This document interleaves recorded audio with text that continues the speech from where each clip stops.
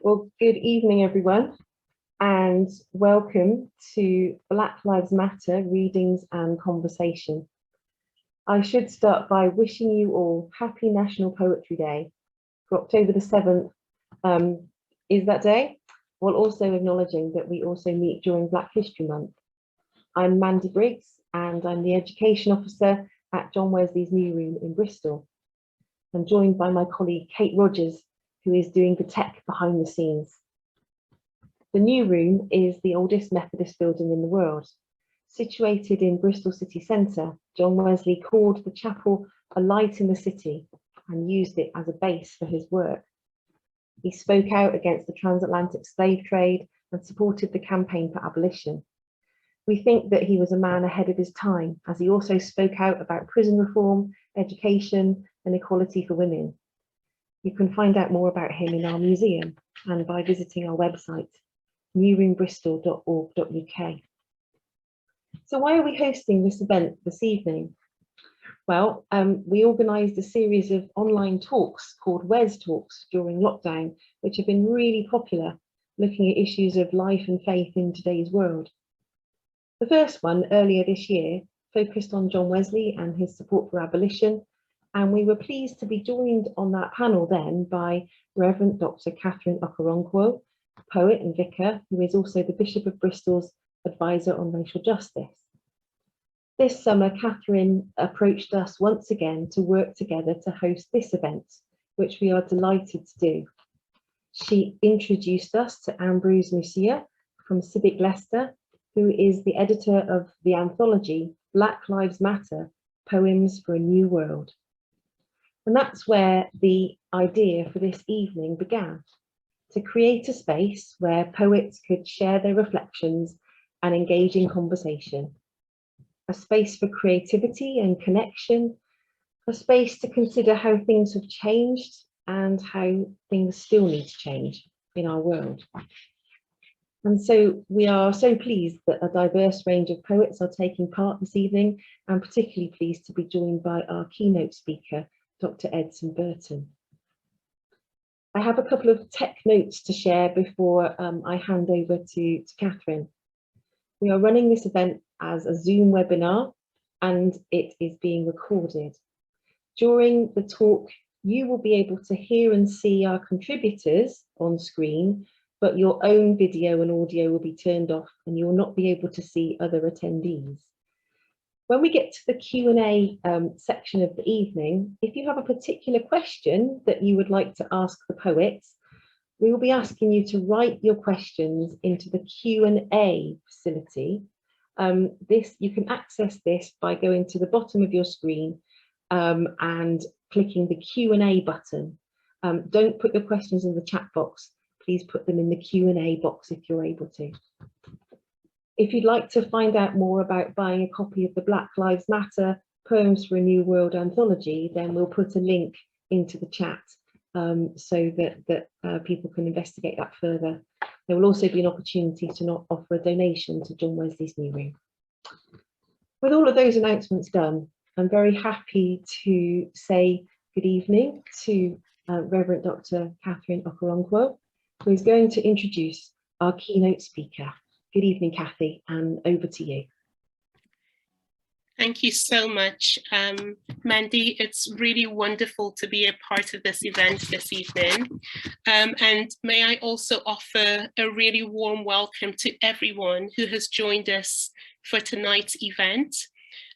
This occasion promises to be a really rich, creative, and stimulating time with our panelists, our poets, Rosalie Alston, Richard Byrt, Tanisha Barrett, Ambrose Musiyiwa, Sarah Nymanhall, Barbara Saunders, and of course our keynote speaker, Dr Edson Burton, who will also be sharing a poem and shortly will be offering a few thoughts around poetry, Black Lives Matter, the Black experience, and Bristol.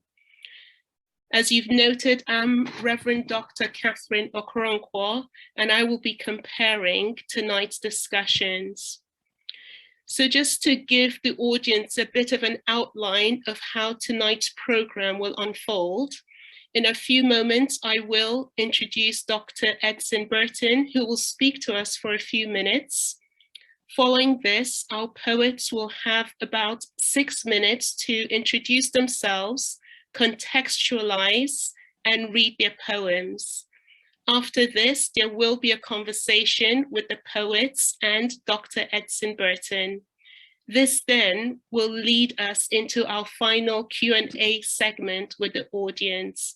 And once again, I'm reminding you all to please use the Q&A box for your questions. So now a brief introduction of the accomplished Dr. Edson Burton.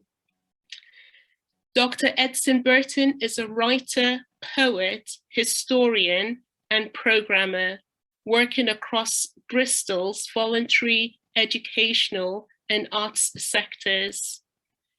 His academic specialisms include Bristol and the transatlantic slave trade, cultural continuities between Africa and the New World, and also Afrofuturism. Edson is regularly called upon by local and national media to comment on race and diversity, and his work has been featured on Radio 4 and many other places. A long-standing associate of Bristol's Watershed Cinema, Edson curated the highly regarded Afrofuturist season in 2014, which formed part of the BFI's Fear and Wonder sci-fi season. This experience inspired his most recent project, The Last Blues Song of a Lost Afronaut. He's a fellow of the George Bell Institute, a board member of Public Arts Producer Situations UK, and Africa Eye. He's also a programmer, as I've mentioned, with Bristol Collective, Come the Revolution. Edson has recently become artist in residence at the Pervasive Media Studio in Bristol. So what an accomplished speaker we have. So let's give a warm welcome to Dr. Edson Burton. Thank you, Edson. Thank you. What a lot to live up to. Thank you, Catherine. Welcome, everyone. Because there's such a wealth of poetry to be shared tonight, I thought I'd keep my opening remarks quite brief, but I hope that they help to contextualize some of the story. In 1994, I found myself in a new city alone and yet to make friends. I discovered the Bristol Black Writers Group, and through that group, I rediscovered my voice, my writing voice, that is. I told myself that after a long period of academic study, I would return to writing, you know, when I had sort of a tweed jacket and a pipe and slippers, and then I would try a novel. But way before then, while doing this PhD, I found I was compelled to write, that writing was my trajectory, was my vocation, my duty. Raised in the church, perhaps I have an overdeveloped sense of duty, but I'm loath to give that too much scrutiny if it counters my self-absorption. Duty to whom, you might ask? Well, Natasha, for a start, my first poetry epiphany. Natasha, my niece, who lived 1 year before her struggles were called to an end. Duty also to my father, numbed by factory life. Duty to my mother, swept to England from a stormy childhood, reeling and still scarred by the landscape she had left behind. Duty, too, to all the brown and black people who were part of my life, natural poets, comedians with big dreams that refused to fade even when the moon sat on the shoulder of the sun. In parallel with my writing, my research deepened this sense of duty. Ships sent sail from this port of Bristol to procure African people for the plantations of the Americas. 2,100 slave voyages and over 500,000 souls procured. From wars, raids to disease on board ship, the slave trade was a trail of death. The plantations, a spiritual wasteland where terror and cruelty were the fallen angels of profit. 11 million transported, and for every person transported, 1 to 2 others would have died in the wars, disease, and famine that attended their capture. Of those 11 million, most died in the first 4 years of landing. To understand slavery as a system of labor is to glide upon the surface. Its aim was erasure, the deliberate denuding of personhood in order to control, brutalize those captured. But of course, our erasure is impossible. Through songs such as Steal Away, Freedom, or Before I Be a Slave, I'll Be Buried in My Grave, for those who don't know the song. And We Who Look Like Men, the song of the 1st Colored Regiment. And through folklore and dance, we have, to borrow from the Bee Gees, stayed alive. We have left too copious accounts of our lives during this trade, which generated so much wealth. We have early this week celebrated the plaque of Ellen and William Craft, who ingeniously escaped slavery and came to settle in England. But let's be clear, the Crafts, and for that matter, Equiano, Frederick Douglass, Harriet Tubman, Otto Cubana, Sojourner Truth, Solomon Northup are a drop in the ocean compared to the millions whose words were never recorded, whose petitions were unheard. These abolitionists wrote with urgency and passion for those who could not or did not have access to places where they could be heard. And so I came to see my duty as belonging to that same tradition. My duty is to continue this work of excavating the past, not just the pain, but also the joys, the resilience that has to be celebrated, but also to look to what is near and present. We live in a world still deeply stained by the crime of slavery. And because we still live in a world stained by slavery, Patrick Chauvin was able to squeeze the life out of George Floyd, not in an alley, but on a busy street in broad daylight, with not a thought that this was a crime. When the chains were lifted, the erasure of slavery remained. Its power dynamic was the architecture of white nationhood. To undo its legacy is to undo the nation as it has been known. We are not there yet. But the erasure of Colston from the landscape opens the possibility that the 84,000 he transported and the struggles of their ancestors will become visible. My story, my family's story, is part of the story of those unheard. Our lives have been governed by those who, at one point in time, and some still today, do not accord us the same humanity as they do to themselves.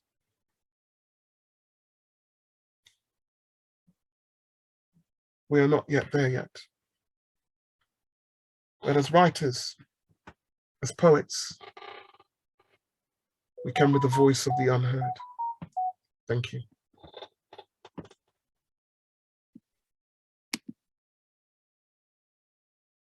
Thank you so much, Edson, for opening up this conversation with us. And I'm sure we're going to tease out a lot of some of your thoughts as we continue with the evening's program. And so now we move on to our poetry readings. So Rosalie, may I ask you to unmute and begin? Thank you.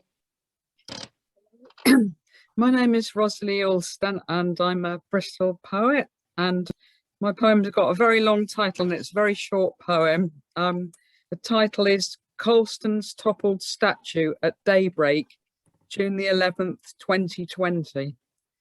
The context of the poem, I was really gutted that I couldn't go on the Black Lives Matter march on the 7th of June last year due to the coronavirus. And a few days later, I was walking around Bristol docks very, very early in the morning, And outside the M Shed, which, as you probably all know, is a museum just by the docks, I saw Colston's statue be upside down, hanging as if on a noose. And protesters, as you all know, dumped it in the harbour, and they were trying to, as far as I could work out, get it out without too many people realising what was going on. And it really looked like a real person, and it made me feel like the Billie Holiday song Strange Fruit, which, as you know, is about a black lynching in the 1930s. It just made me think of that image and all the racial violence that's happened over the years, and it just felt like this could be an opportunity for change. It just could be. So I wrote this very, very short poem, which I'll read. Today the M Shed bears a strange fruit, wrapped in blue tarpaulin, tied with pale blue string. A lime green tractor has hauled the strange fruit in.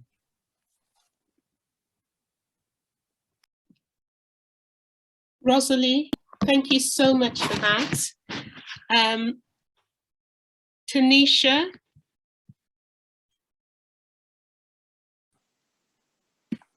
Hello. Hi.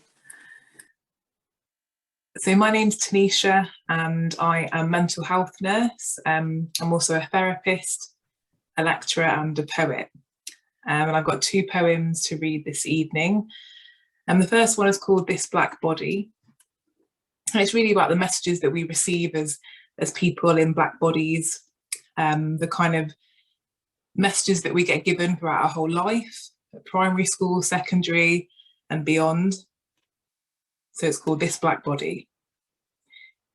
This is how they wage war on the black body. They get you from the outside in until it becomes inside out. They tell you, you are not wanted. They teach you to hate this black body, the deep brown eyes, the black curls between the thighs, the wide set nose and thick lips that curve into a frown, the curly hair that should only be seen as a crown, strong arms and strong legs only add fuel to the fire. The next poem is called Forgetting Blackness. And really it's about the ways that we can't escape racism as people. We're living in black bodies, we cannot get away from it. It doesn't matter if you adapt your body, if you change your skin tone, if you bleach, if you get an operation. It doesn't matter if you're prime minister or president. It's at all levels of society and we cannot get away from it. So it's called Forgetting Blackness. Do I pass? Can I make you forget my blackness through education or art? Maybe money will do it, or the postcode of my address. That jumble of numbers and letters might make you forget. Protect me from your violence, your malice. Maybe if I talk like you, straighten my hair so the coils fall in line. Will you see less of it then? Will that make my blackness disappear? Can I pass? Will you let me pass? Thank you, Tanisha. Thank you. Richard.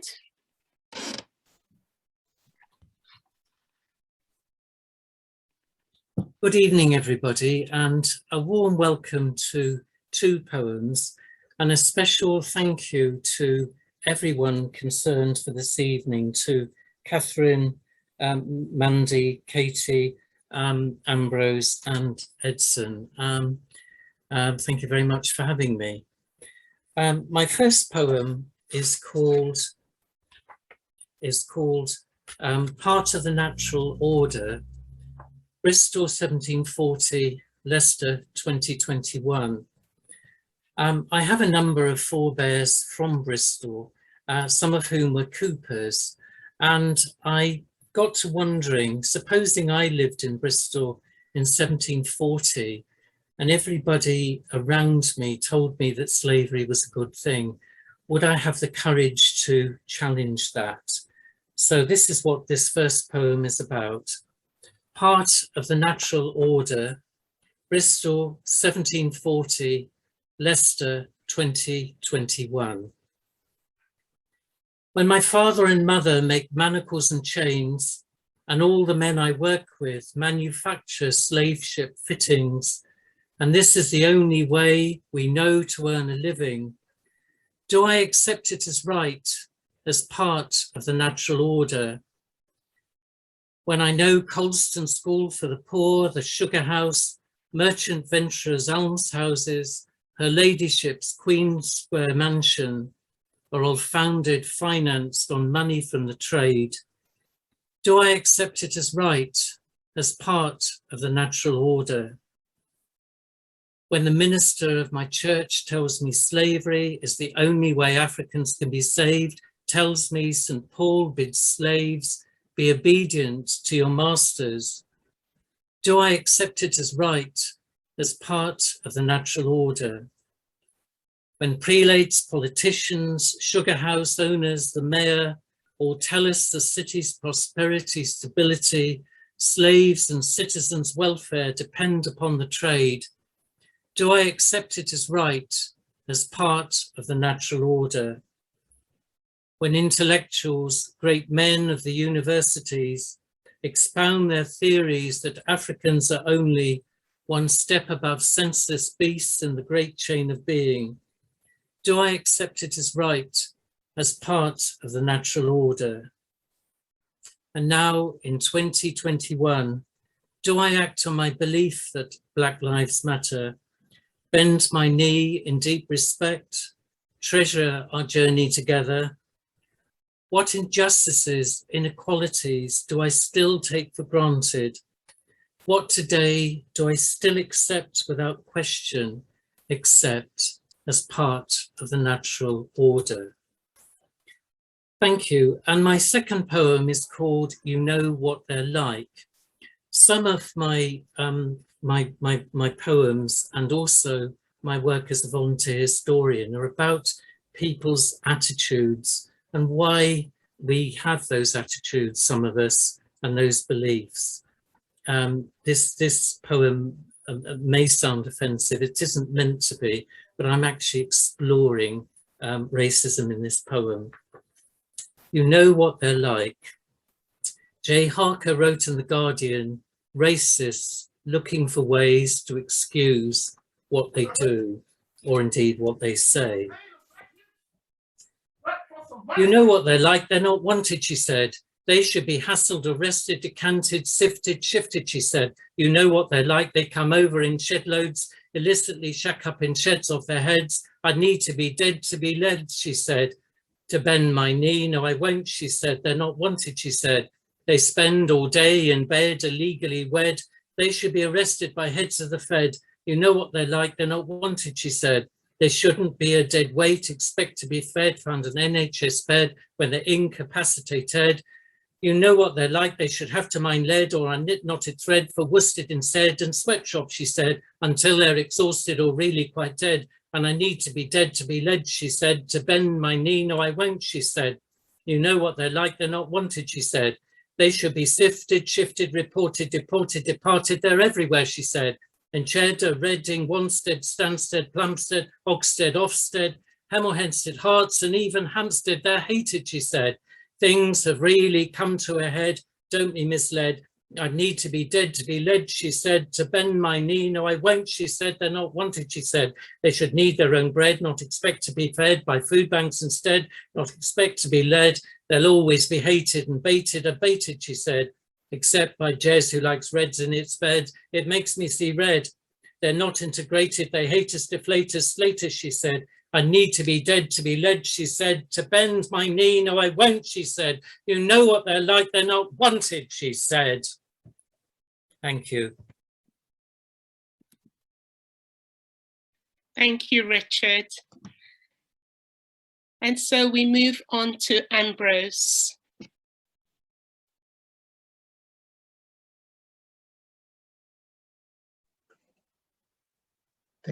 Thank you, Ambrose.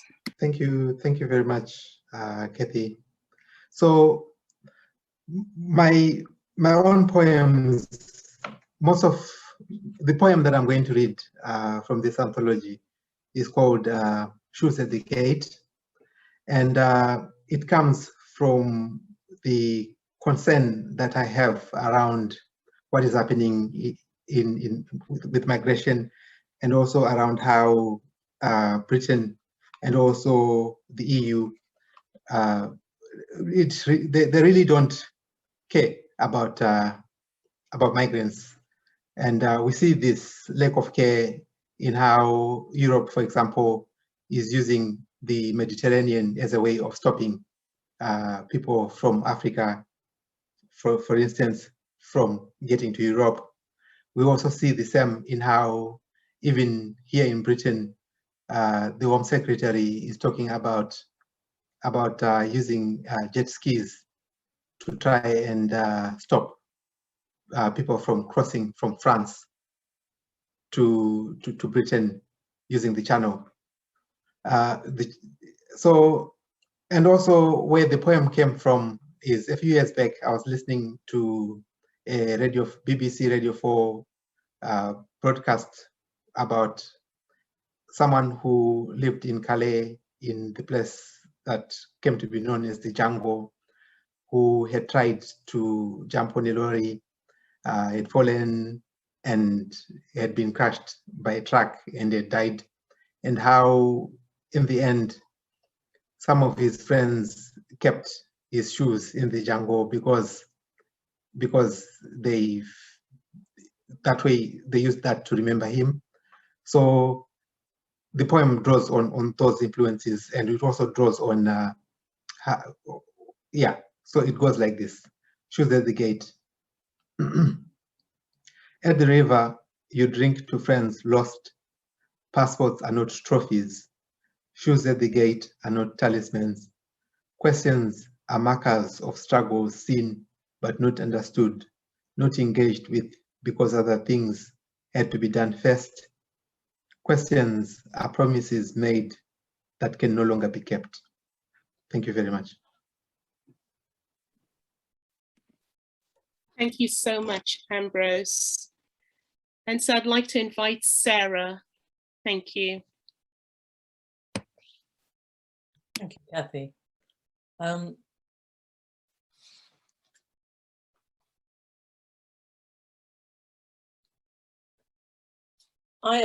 couple of years, 2 or 3 years ago, I was looking at the possible links between the streets of Bristol and the slave trade, and I was quite surprised at how many connections there were.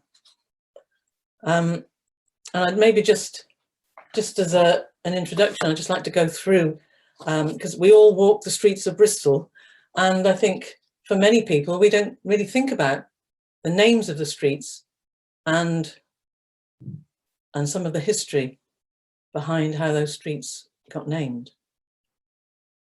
And there's Colston Street, which I think probably we're all familiar with since the toppling of Edward Colston, and Colston Avenue, and so many buildings that he financed through, of course, the funding of slavery.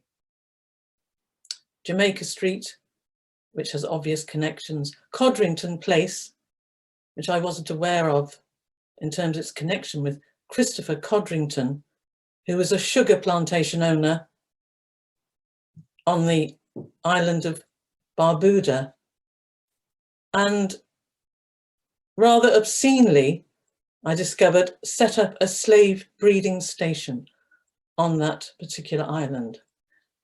And Codrington Place is a tribute to him. So that's maybe something for us to think about. Tyndall's Park Avenue, Tyndall's Road, a tribute to Thomas Tyndall, who made lots of money as a sugar planter and slave owner. Farr's Lane, the Farr's family made much money from the slave trade. And then there were lots of homes attributed to the slave owners. Prince Street, Thomas Costa, who was a Tory MP and a slave trader.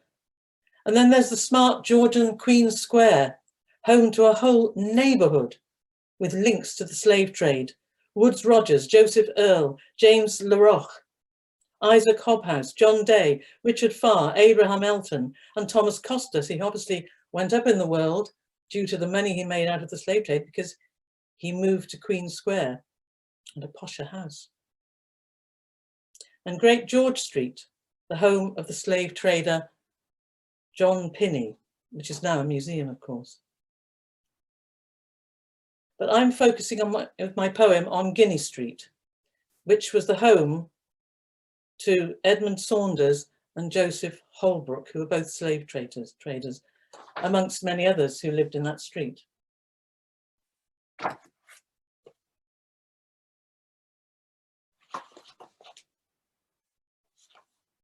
Guinea Street. Bristol's Guinea Street, down by the docks, was once trodden by the feet of Edmund Saunders and of Joseph Holbrook. Their houses hewn from local rocks rise 5 tall giddy stories to the heights, propped up by twisted pillars of society. Constructed from a thick, congealed hot blood, cold sweat, and bitter tears of slavery. No signs of beauty, honour, or of bravery reside within the walls of this stern stone, for they are brittle, soulless creatures, symbols of their owners' callous greed, money manufactured from their need to put a price on human muscle, flesh, and bone. The famous Guinea Coin, created here in Bristol by the RAC, not the one that rescues cars, the one that cut deep, everlasting scars upon the soul of a dismembered people. The Royal African Company, quite a respectable sounding name, but history tells us of its shame. The traders called it Guinea, that western part of Africa where human beings were stripped of dignity, identity, and name, torn from their homes and ancient roots to be transported to a life of hell. Yet even though eventually the bell tolled noisily, relentlessly, to bring the awful business to an end, so very many generations later, weeping scars beneath the surface yearn to mend. Thank you so much, Sarah. Thank you. And so I will be sharing a poem of mine that also appears in the anthology. Just to give you a bit of background to this poem, I had a real visceral response to the George Floyd killing that happened almost going on, a year and a half, just over a year and a half ago. And even though I am Nigerian by heritage, and I've lived in so many places where one has to confront their identity based on how people respond to me, my family, in terms of our race. For the very first time, it really hit home that even now in our generation, we're still having to justify our existence as people of color, people with Black and brown skin. And so when George Floyd died, something in me just had to write, had to respond in some way. And I tend to write because I want our voices to be heard. And I also want people to know, perhaps get a glimpse of what it means to see the humanity in another person. So this poem came as a direct result, or perhaps what I could say in response to the George Floyd killing. It's titled, Rage Rises. Rage rises, tongues of flame, sear bones, sinew, and muscle, wrapped in brown skin. Limbs writhe against battens, lips swell with beatings, eyes bleed, jaw cracks, wrapped in brown skin. Shackled, starved, raped, gouged, hunted, choked, lynched, poked, injected, stripped, drowned, expelled, trampled, airbrushed, kneed, medicated, gassed, gunned down, down, down. Years of white knuckles and heels kick up dust clouds in cotton fields, ghettos, tower blocks. Brown skin burns, turns flesh to dust, dust, dust, fills nostrils, clogs windpipes, until I can't breathe. Thank you.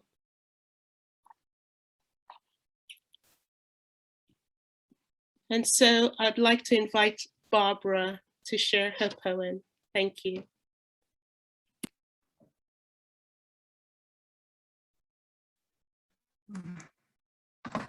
Just trying to get the video on. I hope it will stay. Thank you, Kathy. No. I think it'll have to be without a video. So I'm Barbara Saunders. I live in Greater London, in South London. I'd like to read you two poems. The first one has a connection to Bristol. And this poem was a response to Clive Myrie's piece for the BBC on Bristol's role in the slave trade. And in reconsidering how we relate British history. I'll try one last time with the video, and if not, then no. Statues for Black Lives Matter, for Clive Myrie. And this is a quotation by Clive Myrie, which really struck a chord with me. When those roots aren't there, when the branches of the family tree are broken, there's a sadness and a sense you're almost floating through life, untethered to the ground. Clive Myrie, Racism and Statues, How the Toxic Legacy of Empire Still Affects Us. BBC website, 7th of July, 2020. All this is true. You look for painted records of your life. There are no other records, and you see a statue. The family you leave behind disappear in a crack of history. Slow, broken English hides languages they laugh in, rocking body and soul. This song of longing, a lullaby they have sung. This song of longing I hear you singing, a baby asleep in your grandmother's, mother's arms. All this is true. He knew what he was doing. His statue shows no remorse. And I'd like to read you a poem about an ice skater who also roller skates. And she roller skated on a video which went viral, and she calls herself the Skate Kid. So here is the second poem, Skating at Black Lives Matter Plaza, for Caitlyn Saunders, who's no relation, by the way. This is a quotation from one of Patricia Smith's poems. Black lives matter most when they are in motion. Patricia Smith, Incendiary Art, Ferguson, 2014. In yellow and white leotard, Caitlyn Saunders tilts into the yellow bee of Black Lives Matter. Rise up, sings Andra Day. The family rises early. Early morning at the plaza, the streets are empty. She holds in her head routines, jumps, and spins. She is 9 years old. This moment of happiness matters. She skates, skimming over double yellow lines, recently pristine letters, slightly worn, muddy, like a home of marchers, skateboarders, weaving, light-footed, light-headed, with momentum of history. She wants to share her hopes, this feeling of being free she gets, skating. She wishes everyone could be free. I felt like I was floating and it was limitless, she says, as if she were a whirling dervish spinning into something infinitely bigger. A black girl in yellow and white leotard tilting into the yellow bee of Black Lives Matter at the plaza. Home of marchers, skateboarders, weaving, light-footed, light-headed with momentum of history.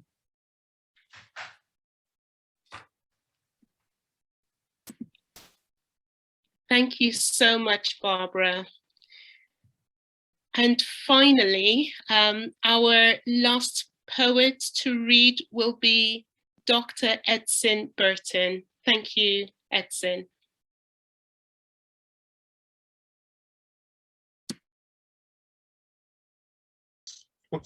Do I have time to share 2 poems, or is it? Yes, you do. Okay. You have time to share 2. So this poem is inspired by George Floyd, but also in a sense how when someone is taken up as a martyr, perhaps against their will, what perhaps it's a question. Anyway, transfiguration.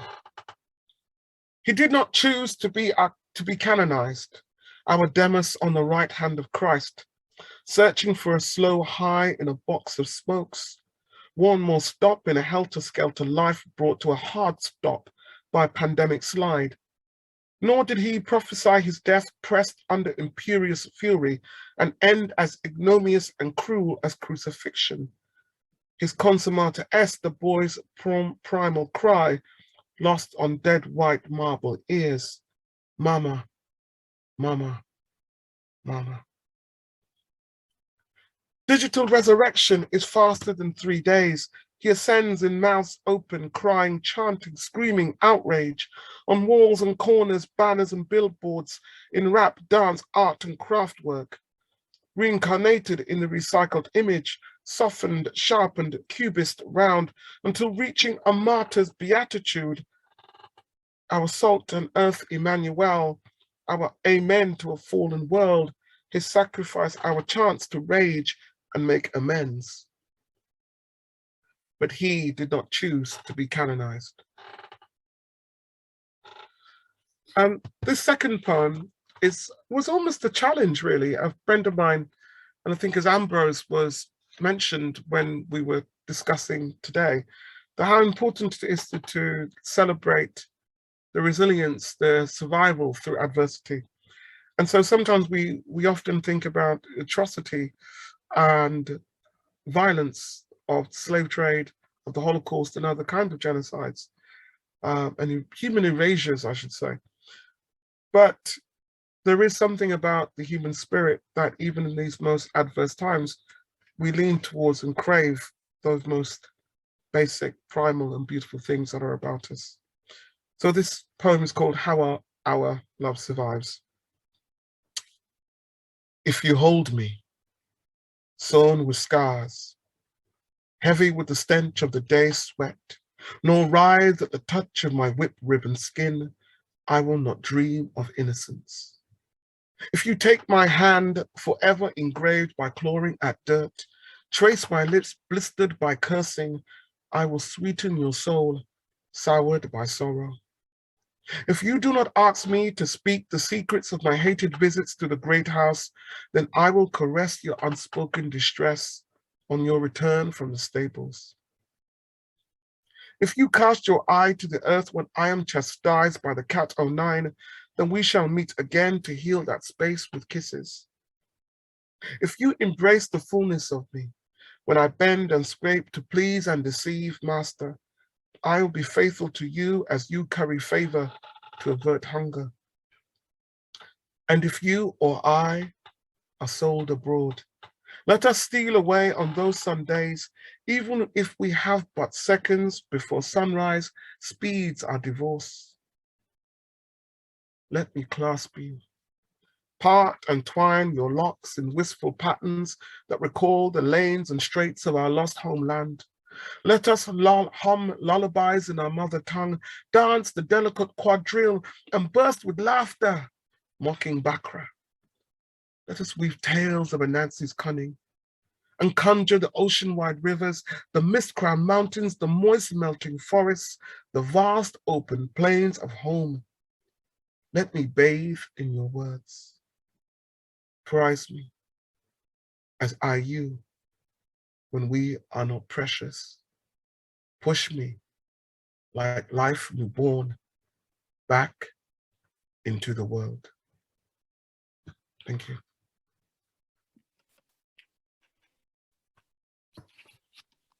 Thank you so much. Now, although we can't see the audience, I'm sure the audience would like an opportunity to just thank our poets for those incredible readings. So please let's give our poets a round of applause. They've absolutely offered us some rich gems this evening. Those poems were incredible, powerful, hard-hitting, vulnerable, raw, and pertinent in the place and in the juncture that we find ourselves in. So thank you all for sharing so honestly this evening. We're going to have a bit of a conversation around the poems that we've heard and some of the themes that have come through as we discuss further. But before we do that, I'll just like to bring Ambrose into the conversation to just tell the audience a bit about how this book came about, the genesis of it, the project, and what drew you to focus in on this. So tell us the journey of this book. Okay, so thank you, Kathy, and also thank you to everyone who's read, and to the New Room for hosting us, and to Bristol as well for hosting us. How did the anthology come about?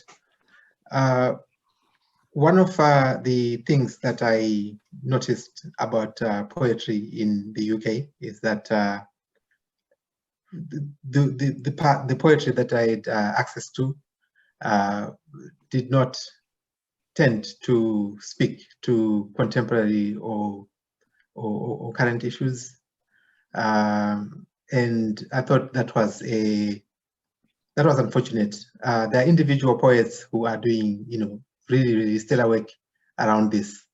I can think of poets like J. Bernard, poets like Roy McFarlane, who are doing really amazing work and speaking to Britain's history and also to the current or life as it is for a lot of people black people in Britain. When George Floyd was murdered and the Black Lives Matter protests were taking place, I tried to look for poetry anthologies to see, what poems were available on the subject. I found one, and that was published by people in the US. I couldn't find any by people in the UK. So I thought, okay, so why not put out a call, invite people to speak? Because also I think it's important for poets to speak on current issues. Most of the events that have been happening over the past few years have tended to be dominated by the same set of voices, and in most of them, the poet has been silent. I thought that was unfortunate, so issued a call for poems responding to Black Lives Matter and got submissions from around the world, made a selection. From that selection, Black Lives Matter Poems for a New World came out, and I think the response has been phenomenal, and also what has been phenomenal has been the conversations that we've been having around the readings. I think there is a need for that conversation to continue, because if we don't talk about what is happening, if we don't talk about the realities for Black people in Britain, the risk is that we end up reverting back to a situation where the usual voices will tell us that everything is okay when it's not. So I think we need to keep speaking back, to keep stating things as we see them, which I think is what a lot of the readings that we have had today, and also a lot of the poems that are in the anthology, do in their own way, each in their own different ways. Thank you so much, Ambrose. And I think one thing that really struck me about the anthology was the fact that Bristol really featured, whether poets were from Bristol or not. It seems as if the whole conversation in Bristol rippled through the anthology, and it was really wonderful to have Bristol or nearby neighbours poets featured in the anthology as well. So it's really quite interesting that we're having this conversation at the New Room. So what I'd like to do is to draw in the other poets now for a wider conversation as we think through some of the issues that have come up or bubbled up through the readings, if that's okay. So it'd be great to have the other poets as well visible. Thank you. That's great. So one thing that Ambrose has talked about, which I'd like to unpack a bit, is this whole idea of, he said he found that sometimes poets are quiet or poets are silent. So I guess a question for us is, why does poetry matter, particularly in complex or difficult discourses such as this around race inequality or racial injustice? So why does poetry matter? Because we're all poets in the room. So I'm going to ask anyone who wants to kick us off to make us start. If you just raise your hand, and then I'll make sure that you're able to speak. Go ahead, Barbara. Well, I think it's about persuading hearts and minds that aren't perhaps thinking about this, that there is something to think about here. It's presumably everybody who wants to contribute to Black Lives Matter in their way has different skills, and if your way of expressing yourself is through trying to write powerfully, then that is the thing you can contribute.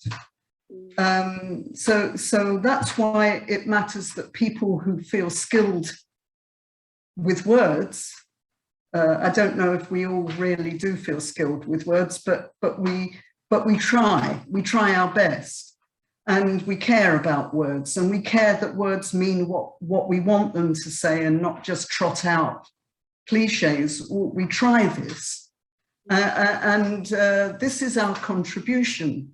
And that's why I was really grateful to be able to join in Black Lives Matter in this way. Very, very grateful for the opportunity.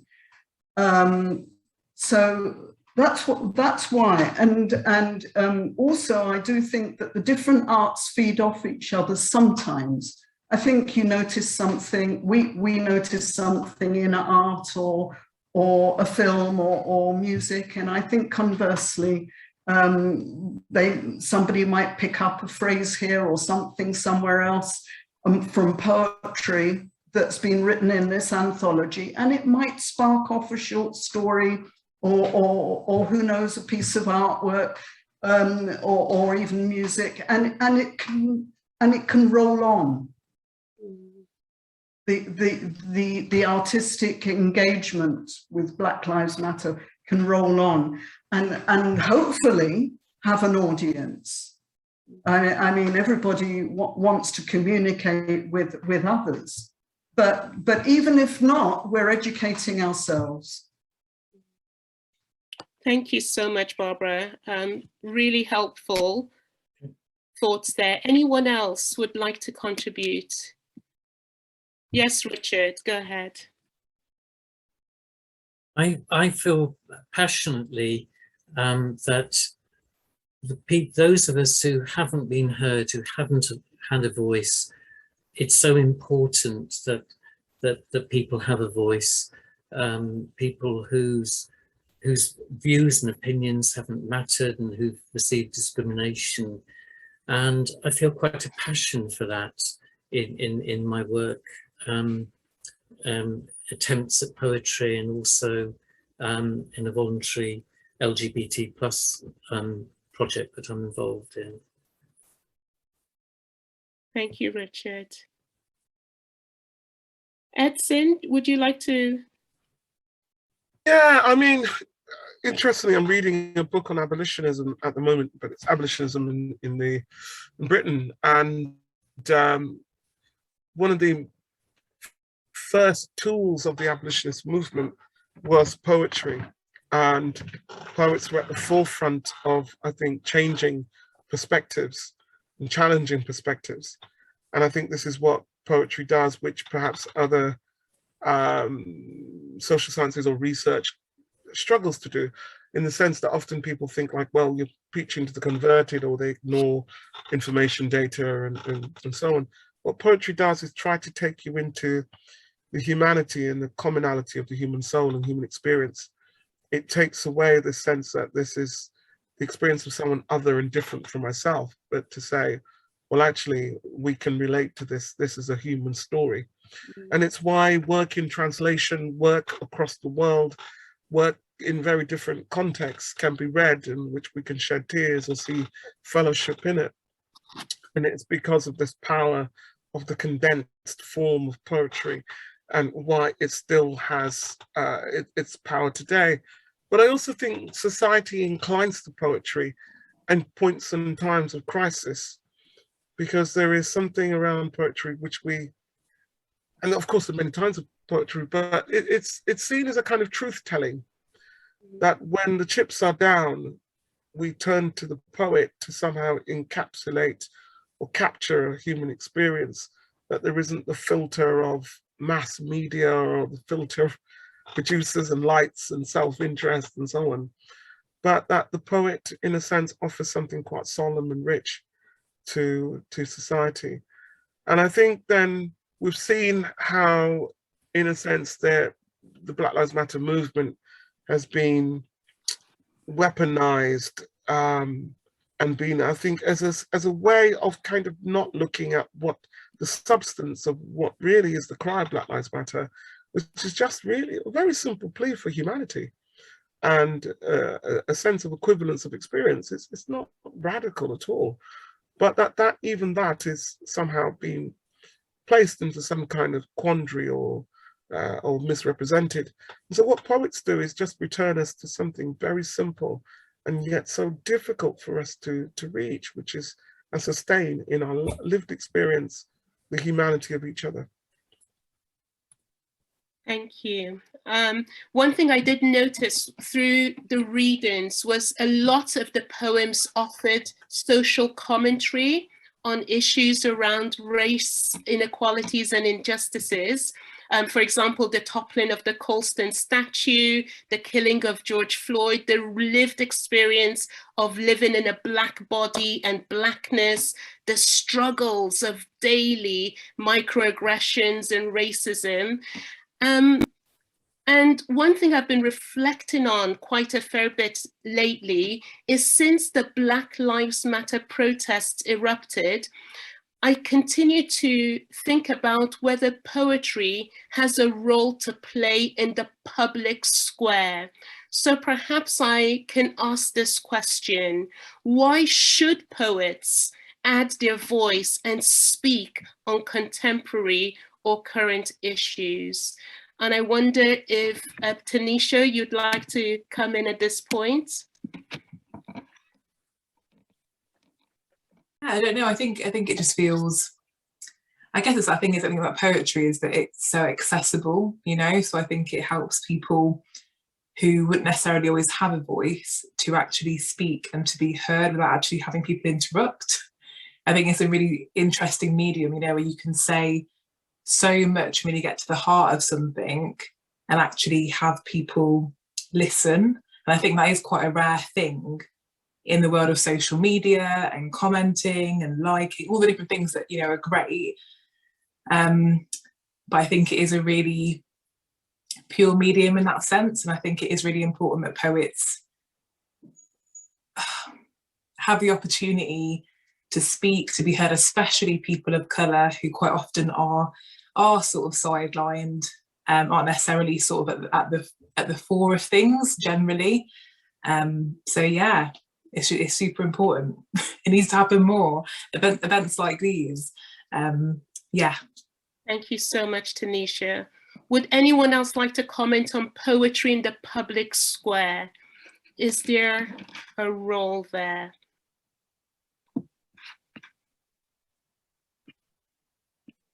I think. Oh, sorry. After you, Sarah. Sarah. Yeah, I think there is a really powerful role that poets can play out in the public domain, but at the same time it can be a difficult thing to do, because going out there, putting yourself out there, is making yourself vulnerable. But I think that that's an essential essence of poetry, is that the poet can make themselves vulnerable. And I think, you know, all sorts of messages can be conveyed to people through poetry, which maybe would, under other circumstances, might alienate them. It's a question of being able to maybe combine history or social comment with emotion, getting to people's hearts as well as their minds. Yeah. Thank you so much, Sarah. Ambrose? And maybe Rosalie, and then I'll come in after Rosalie. Rosalie, go ahead. I think that the anthology's just started such a brilliant conversation, and that the people that have contributed are from so many different backgrounds and perspectives, and because it's such a short form, it's that conversation is easier to make accessible than in a different form. That's it. Thank you so much, Rosalie. Thank you. Yeah. So I was going to say that we need more poetry. We really, really need more of it. And we need more people to speak on things that are happening around them. A lot of people don't have access to newspapers, don't have access to TV, they're not invited to comment in mainstream media, but through poetry, through calls for submission, through spoken word events, or even, you know, through your network of friends, you can reflect on what is happening and share. And I think we need more of those voices. And going back to something that Barbara said, one of the things about Black Lives Matter Poems for a New World is that, in my view, in my mind, it's inclusive, in the sense that you've got in there some poets who are well published, who've written, who've got many collections, personal collections in their name, have featured in many anthologies, journals, magazines, and you've also got others who Black Lives Matter Poems for a New World is the first time that they've been published. So I think we need all those, that mix of voices. Thank you, Ambrose. And just thinking more about the anthology as well, Edson in his talk spoke about we live in a world stained by slavery. And I just wonder, as poets, as writers, as literary people, how do we participate in undoing this legacy of slavery in cities like Bristol? Any thoughts or ideas?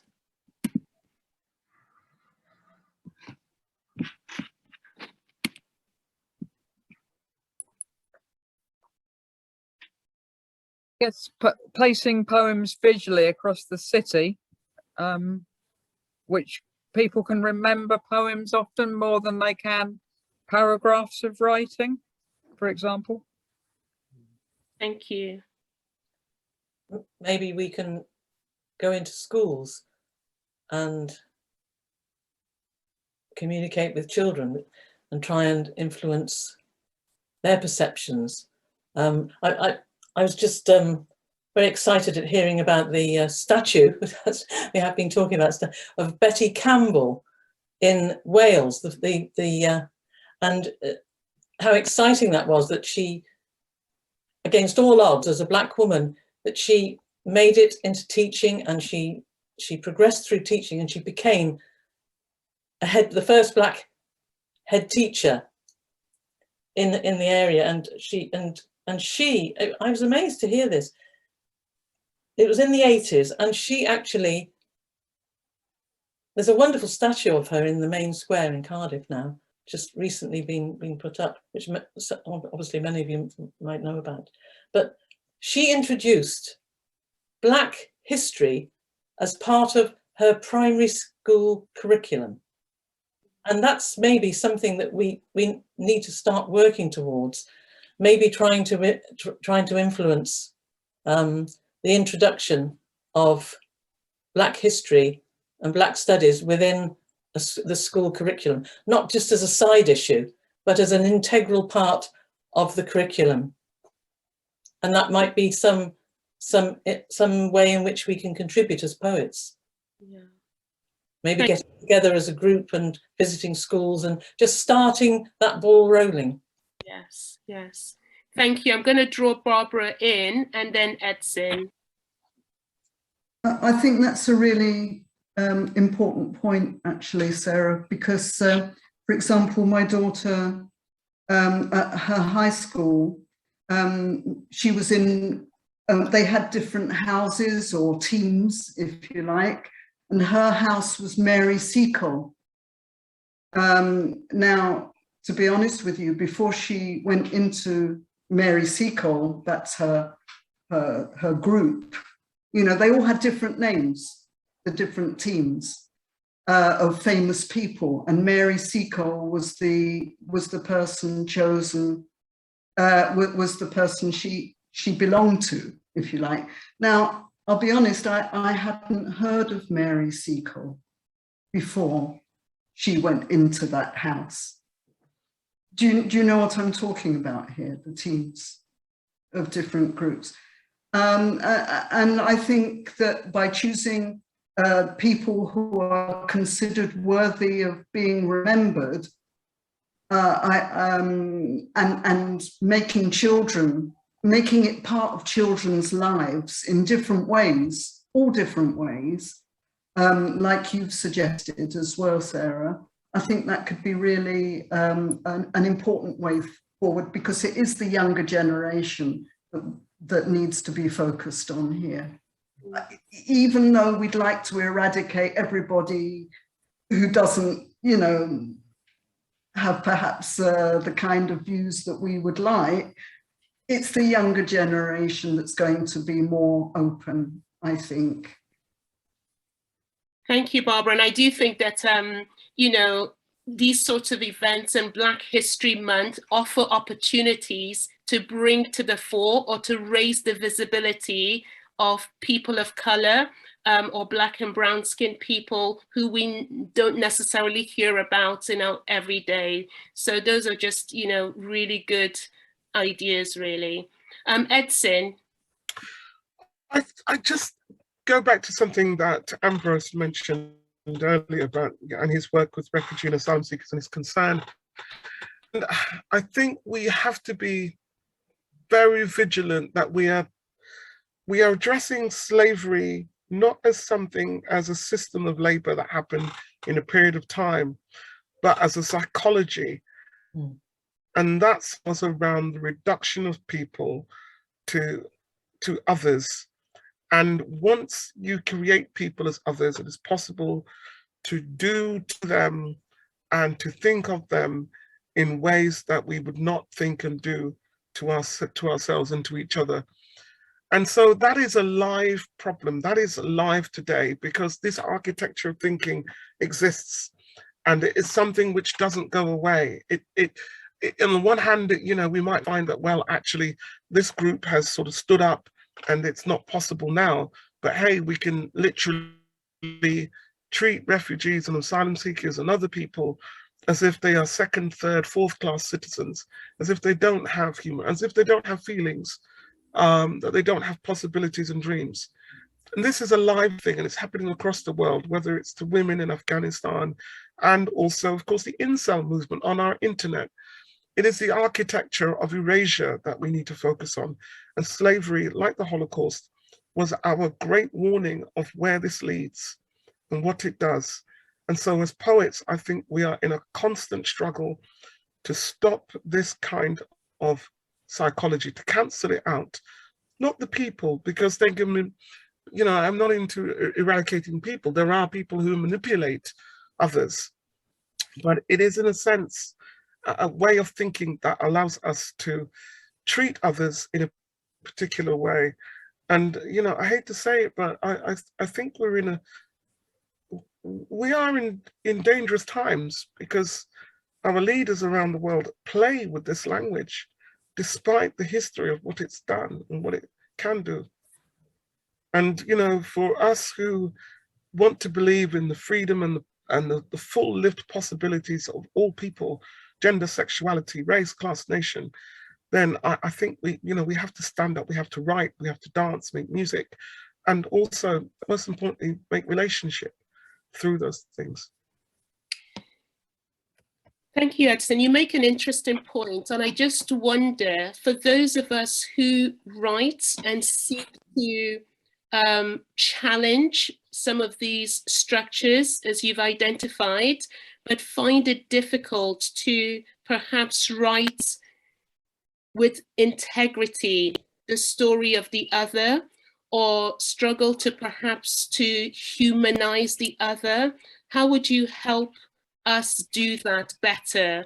Because, you know, on our screen, we have a diverse group of poets who are writing about very difficult issues, but how do we hold integrity and authenticity with this subject?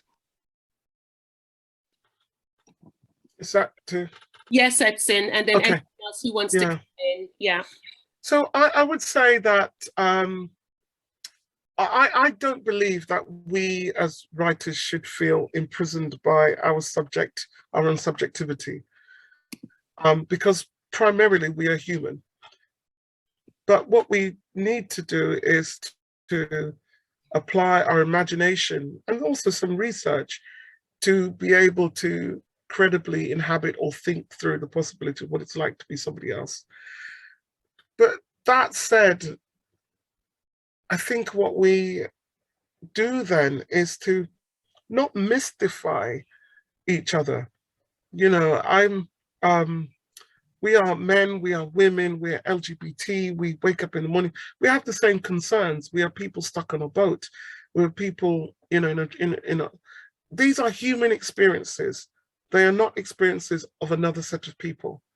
So in a sense, what would it be like for your daughter or your son to be in a situation where they're on a boat? What would it be like for us today? I remember watching a program, and in some ways, when I was younger, and obviously used to show up-teen famines and so on in various parts of the world that we see as deprived. And in a sense, it's possible to think, well, those people are somehow inured to it, you know, because it happens all the time. But what's much more frightening is to think that for every person, for every mother, for every father, for every son and sister who's experienced the loss of war and death, that they are us. And that then is actually shocking, but that should move us to action. And if that, in a sense, if we kind of accept the radical nature of our connectedness, the radical nature of our shared humanity, then I think we couldn't possibly sit on a screen and sort of debate whether or not we can send aid over, or our government can cut an aid budget by 80%, leaving charities that are saving lives with the possibility that people will die, because they are us. So there is something, in a sense, that means that we have to kind of start thinking of a species. And that does mean, in a sense, yes, in our current climate, it is not seen as au fait to talk about, to write or talk beyond one subject position. But I would say that that's kind of an imperative. Just do it well, as well as one can. Thank you. Yes, Ambrose. Yeah, and also going back to the question that you asked earlier, and to what Edson also said, one of the things that happens in the discourse on abolition is that we have your William Wilberforces and people like that who are framed as having been responsible for getting Britain to abolish, to intervene and stop the slave trade. What tends to be forgotten or overlooked is that actually there was resistance from enslaved people themselves, that it was that resistance that actually led to abolition happening. Prime example is Haiti. When that uprising, without that, chances are abolition would have happened significantly later. And when we look again at how Haiti is being treated by the United States, by France, how it's almost as if it's being penalized for having led that movement that led to the abolition of slavery up to this day. You know, I think it goes back to the question of, you know, what do we do? I think we speak up, and we don't stop speaking up, because if we stay silent, what happens is that the voices that the narratives that get normalized are narratives that serve the interests of power, and those that suggest that actually we need a different world, those will be muted. Thank you, Ambrose. I'm just going to make a note that only one question has come through from the audience, hence why I've continued the conversation with our panelists. And I will come back to that question, which is, do you have plans to keep, well, it says this evening's work is really good, powerful, but somehow, and uplifting, that you're all doing it, writing this stuff, do you have plans to keep it coming? So I would like to ask all of us, perhaps, those who would like to answer, where does your poetry in this conversation around racial injustice take you? So look into the future, where is it going to take you? Who would like to come in?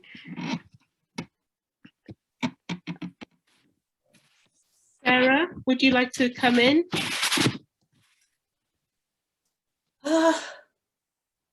What sort of looms up in front of me, which is a bit scary, is the unknown.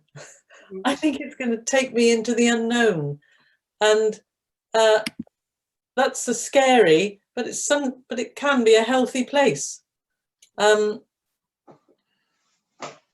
would hope that it'll bring me in connection with other people who have the same thoughts, the same feelings, or even maybe people who've got different ones, but just to continually be in dialogue, and to maybe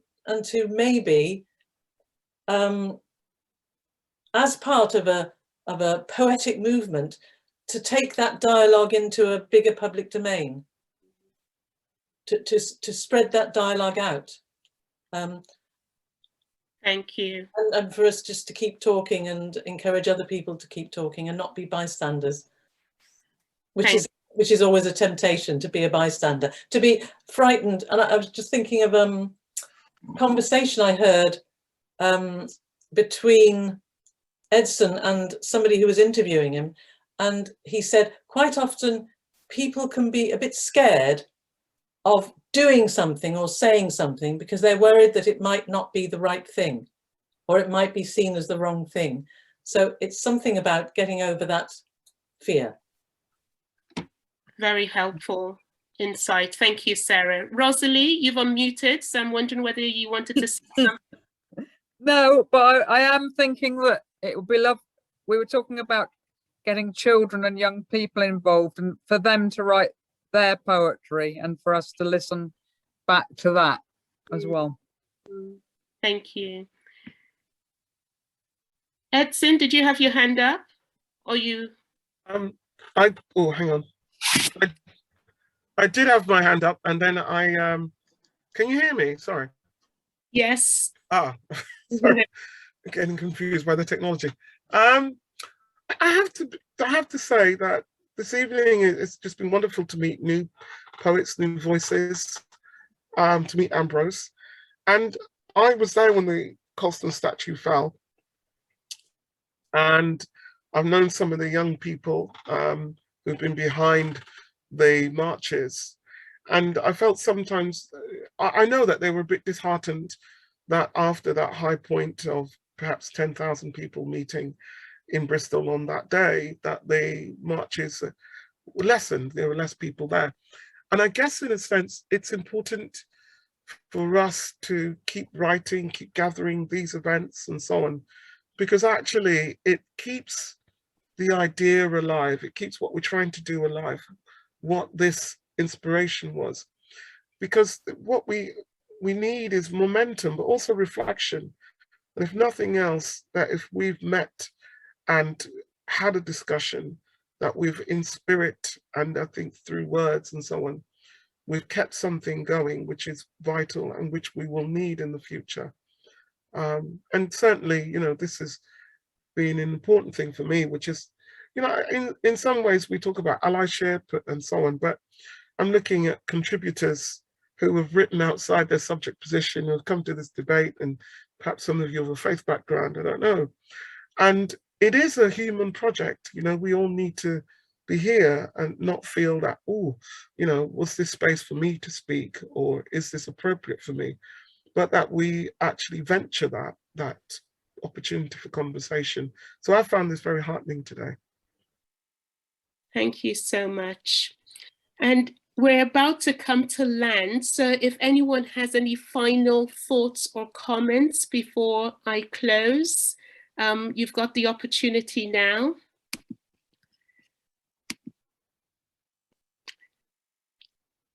Yes, Sarah, do unmute. I was just wondering, because I'm noticing that there are 23 messages in the chat box. Is there any way in which that they can be chased up in some way? I don't know. Or yes, I'm sure that in some way, yeah. spoken will save that and we can pick up on that later. Yes, absolutely. Great. Well, we really are coming up. Oh, yes, Richard, go ahead. I just wanted to say thank you to everyone who's been here this evening, everyone who helped to organise this great and thought-provoking event. Thank you all very much indeed. Thank you. Thank you, Richard. And so we are pretty much at time, just 2 or 3 minutes left, and I'd like to convey my thank yous as well. It has been such an enriching conversation, and you've all offered me, and I'm sure the audience, much to go away and reflect on. So I'd like to just encourage the audience once again to please give our thanks to our poets, Rosalie, Sarah, Richard, Tanisha, Ambrose, Barbara, and of course our keynote speaker, Dr. Edson Burton. So let's just give them a thanks for all that they've gifted us this evening. Thank you so much. Thank you. And many thanks to all of you out there who've come along to listen, to engage, and to participate in this conversation. For those of you who are interested, the anthology Black Lives Matter, Poems for a New World is available to purchase on Amazon. So please do support this incredible anthology full of amazing poets who are keen for change and are having the courage to challenge. So really do consider supporting this amazing nugget of a book. And finally, many thanks to the team at New Room who made this event possible. And of course, thank you to the City of Bristol. So I'll hand back to Mandy at this point. Thank you. Thank you so much, Catherine, and thank you, everybody. It's been a really powerful evening, and it's led me to reflect on the power of words, but also to reflect on the fact that we've never actually done a poetry event before online as the New Room team. So, you know, maybe this is not a full stop, but you know, this is a comma, and hopefully I really hope that we can develop this and carry on the conversation and do more in the future. I would like to add really our thanks from the New Room team to everyone who's attended this evening, to everyone who's taken part. I'd like to thank Kate from our team, who has been doing all the tech in the background to making sure that we've all been heard and seen, which is a bit of a vital role. And yes, thank you all. And as we draw the evening to a close, could I invite the poets and participants just to stay on the webinar for a moment? But if you are a participant and attendee, if you could start logging off now. But grateful thanks to everyone who has taken part this evening. Thank you so much.